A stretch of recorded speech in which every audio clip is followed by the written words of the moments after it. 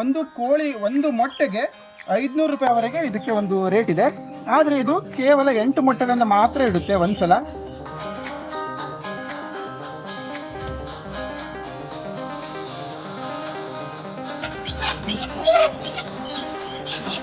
ಇದು ನೋಡಿ, ಇದು ಕಪ್ಪು ಬಿಳಿ ಆಗಿದೆ ನೋಡಿ. ಇದು ಕಾವೇರಿ ಕೋಳಿ. ಇದು ಕೂಡ ಮೊಟ್ಟೆ ಪರ್ಪಸ್ ಆಗಿ ನಾನು ಸಾಕಿರುವಂಥದ್ದು.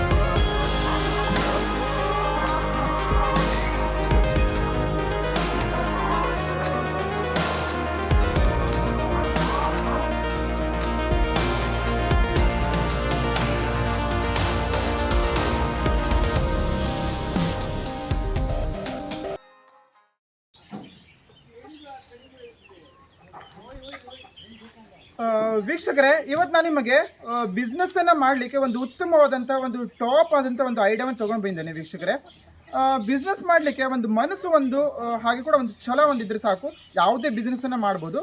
ಇವತ್ತು ನಾನು ನಿಮಗೆ ಒಂದು ಸಣ್ಣ ಜಾಗದಲ್ಲಿ ಮಾಡಬಹುದಾದಂಥ ಒಂದು ಬಿಸ್ನೆಸ್ಸನ್ನು ನಿಮಗೆ ಪರಿಚಯ ಮಾಡಿಕೊಡ್ತೇನೆ. ಜಾಸ್ತಿ ದೊಡ್ಡ ಜಾಗ ಬೇಕಂತ ಇಲ್ಲ, ಮನೆ ಹಿತ್ತಲಲ್ಲಿ ಒಂದು ಸಣ್ಣ ಜಾಗ ಇದ್ದರೂ ಕೂಡ ಅದನ್ನು ನೀವು ಯೂಸ್ ಮಾಡಿಕೊಂಡು ಒಂದು ದೊಡ್ಡ ಬಿಸ್ನೆಸ್ಸನ್ನು ಮಾಡ್ಬೋದು ನೀವು. ವೀಕ್ಷಕರೇ, ಇಲ್ಲಿ ನೋಡಿ, ಇಲ್ಲಿ ನಾನು ಒಂದು ಕೋಳಿ ಸಾಕಾಣಿಕೆಯನ್ನು ಮಾಡ್ತಾ ಇದ್ದೇನೆ. ಒಂದು ಸಣ್ಣ ಜಾಗದಲ್ಲಿ ಕೋಳಿ ಸಾಕಾಣಿಕೆ ಮಾಡ್ತಾ ಇದ್ದೇನೆ. ಇದರ ಅಗಲ ಎಷ್ಟಿದೆ ಅಂತ ಹೇಳಿದರೆ ನೋಡಿ, ಈ ಒಂದು 6.5 ಅಡಿಯಷ್ಟು ಅಗಲ ಒಂದು ಶೆಡ್ಡನ್ನು ನಿರ್ಮಾಣ ಮಾಡ್ಕೊಂಡಿದ್ದೇನೆ.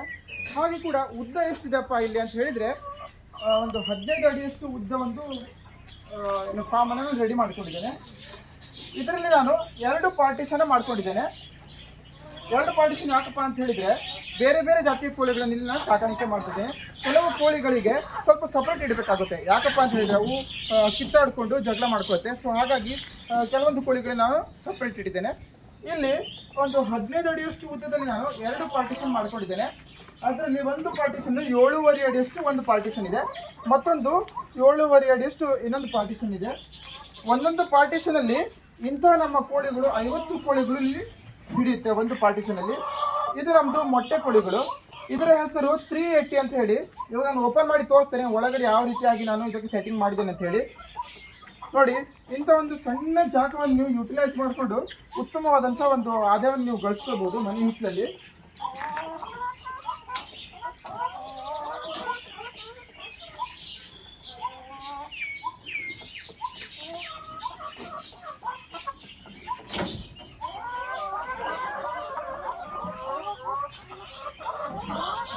ನೋಡಿ, ಇವು ನಮ್ಮ ಮೊಟ್ಟೆ ಕೋಳಿಗಳು.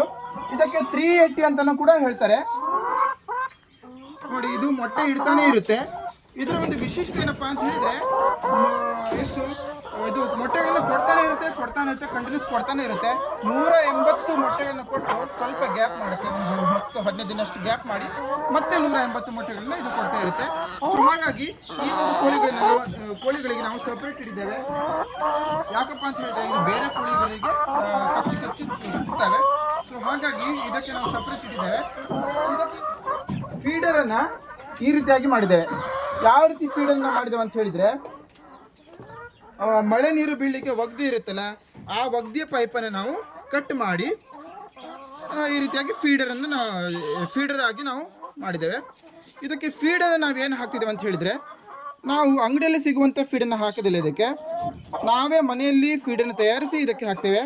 ಇದರಲ್ಲಿ ನಾವು ಜೋಳವನ್ನು ಹಾಕ್ತೇವೆ, ಗೋಧಿಯನ್ನು ಹಾಕಿದ್ದೇವೆ, ಅಕ್ಕಿಯನ್ನು ಹಾಕಿದ್ದೇವೆ. ಹಾಗೆ ಕೂಡ ಮಿಲ್ಲಿಂದ ಅಕ್ಕಿ ತೌಡು ಸಿಗುತ್ತಲ್ಲ, ಆ ತೌಡನ್ನು ಮಿಕ್ಸ್ ಮಾಡಿ ನಾವು ಇದಕ್ಕೆ ಹಾಕ್ತೇವೆ.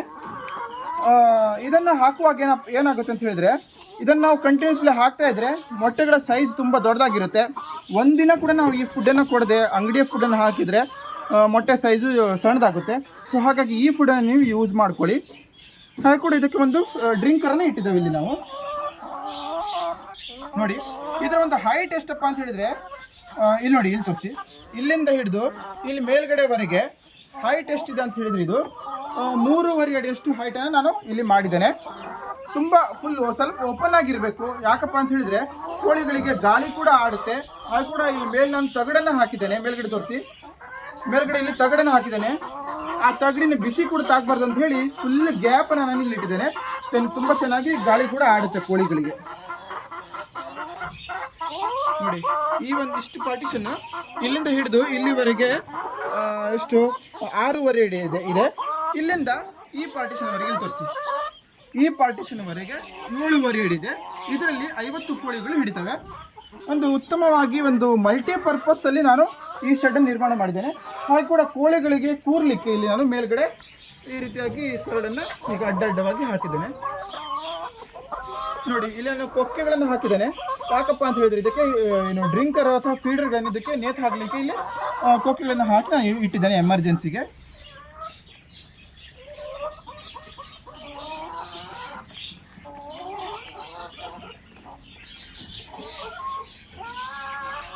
ನೋಡಿ ಒಂದು ಮಲ್ಟಿಪರ್ಪಸ್ ಇದು ಶೆಡ್ ಇದು. ಇಲ್ಲಿ ಮೇಲ್ಗಡೆ ನಾನು ಕಟ್ಟಿಗೆಗಳನ್ನು ಒಟ್ಟು ಹಾಕ್ತೇನೆ. ಆದರೆ ಮಳೆಗಾಲದಲ್ಲಿ ನಮಗೆ ಕಟ್ಟಿಗೆಗೆ ನಾವು ಇಲ್ಲಿ ಸಂಗ್ರಹಣೆ ಮಾಡಿ ಇಡಬಹುದು.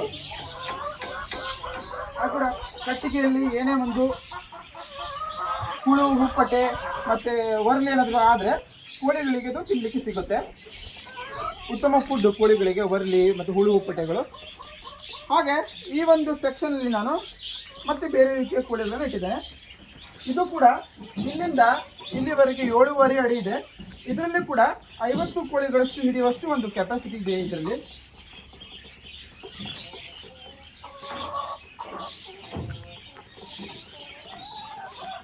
ನೋಡಿ ಈಸಿಲಿ ಒಬ್ಬ ಮನುಷ್ಯ ಒಳಗಡೆಯಿಂದ ಹೊರಗಡೆ ಬರ್ಬೋದು. ಆ ರೀತಿಯಾಗಿ ಭಾಗವನ್ನು ನಿರ್ಮಾಣ ಮಾಡಿ ಇಟ್ಕೊಳ್ಬೇಕು.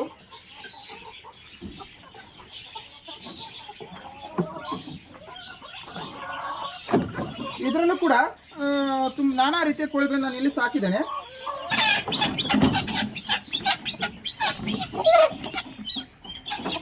ಇದು ನೋಡಿ, ಇದು ಕಪ್ಪು ಬಿಳಿ ಆಗಿದೆ ನೋಡಿ. ಇದು ಕಾವೇರಿ ಕೋಳಿ. ಇದು ಕೂಡ ಮೊಟ್ಟೆ ಪರ್ಪಸ್ ಆಗಿ ನಾನು ಸಾಕಿರುವಂಥದ್ದು ಕಾವೇರಿ ಕೋಳಿ ಮರಿ. ಇದು ಕೂಡ ಕಂಟಿನ್ಯೂಸ್ಲಿ ಮೊಟ್ಟೆ ಹಾಕ್ತಾ ಇರುತ್ತೆ. ಒಂದು ವೇಳೆ ನೀವು ಮೊಟ್ಟೆ ಪರ್ಪಸ್ ಆಗಿ ನೀವು ಕೋಳಿಗಳನ್ನ ಸಾಕಾಣಿಕೆ ಮಾಡ್ತಿದ್ದೀರ ಅಂತ ಹೇಳಿದರೆ ಒಂದು 380 ಕೋಳಿಗಳನ್ನ ಸಾಕಾಣಿಕೆ ಮಾಡ್ಬೋದು. ಇಲ್ಲಾಂದರೆ ಈ ಕಾವೇರಿ ಕೋಳಿ ಮರಿಗಳನ್ನ ನೀವು ಸಾಕಾಣಿಕೆ ಮಾಡ್ಬೋದು. ಇದು ಕೂಡ ಮೊಟ್ಟೆ ಪರ್ಪಸ್ಸು. ಮೊಟ್ಟೆ ಹಾಕ್ತಾನೆ ಇರುತ್ತೆ, ಕಂಟಿನ್ಯೂಸ್ಲಿ ಹಾಕ್ತಾ ಇರುತ್ತೆ. ಮಧ್ಯದಲ್ಲಿ ಒಂದು 8 ದಿನ ಗ್ಯಾಪ್ ಮಾಡುತ್ತೆ. ಹಾಗೂ ಕೂಡ ಮತ್ತೆ ಮರಿಗಳನ್ನು ಹಾಕ್ತಾ ಇರುತ್ತೆ. ಮತ್ತು ಇದೆಲ್ಲ ಈ ಹುಂಜ ಕಾಣಿಸ್ತದೆ. ಮತ್ತು ಈ ಕೋಳಿಗಳೆಲ್ಲ ನಮ್ಮದು ನಾರ್ಮಲ್ಲು ಕಂತ್ರಿ ಜಾತಿಯ ಕೋಳಿಗಳು. ಇದರಲ್ಲಿ ಮತ್ತೊಂದು ವಿಶೇಷವಾದ ಒಂದು ಕೋಳಿ ಇದೆ ನಮ್ಮದು. ಆ ಕೋಳಿ ಒಂದು ಜೋಡಿಗೆ 2,500 ರೂಪಾಯಿ ಇದೆ ಅದಕ್ಕೆ. ಅದು ತೋರಿಸ್ತೇನೆ ನೋಡಿ. ಅದು ಹಿಡಿಲಿಕ್ಕೆ ಆಗುತ್ತೆ ಇಲ್ಲ ಗೊತ್ತಿಲ್ಲ, ಸ್ವಲ್ಪ ಕ್ವಿಕ್ ಇದೆ ಅದು.